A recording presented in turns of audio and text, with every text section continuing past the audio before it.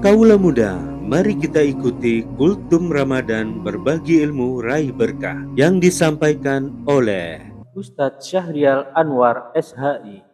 program ini dipersembahkan oleh Penyuluh Agama Kanwil Kemenak Aceh. Assalamualaikum warahmatullahi wabarakatuh. Alhamdulillahilladzi ja'ala syahra Ramadan syahral khairati wal barakah.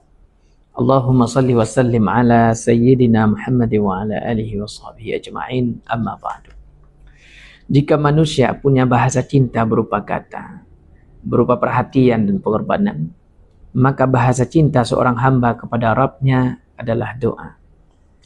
Doa itu bukan sebatas kata-kata, tapi doa itu pengakuan bahwa kita ini lemah. Yang kuat itu adalah Allah Subhanahu wa taala. Ungkapan-ungkapan yang ungkapan itu kita mengundang perhatian Allah Subhanahu wa taala. Ungkapan-ungkapan penyesalan terhadap noda dosa dan maksiat yang pernah diperbuat oleh seorang hamba.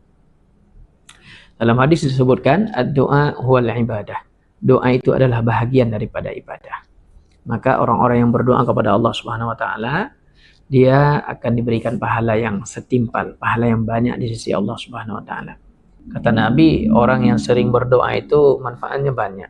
Salah satunya dapat menangkal bala dan musibah dari Allah. Diriwayatkan oleh Sayyidah Aisyah radhiyallahu anha. Kata Nabi, sesungguhnya ketika bala dan musibah itu ditimpakan kepada seseorang, maka musibah dan bala itu akan berhadapan dengan satu kekuatan, yaitu kekuatan doa. Ketika doa itu menguat, maka musibah itu bisa ditolak. Tapi ketika doa seseorang hamba itu melemah, maka musibah akan menimpa terhadap orang yang telah ditakdirkan oleh Allah Subhanahu wa taala.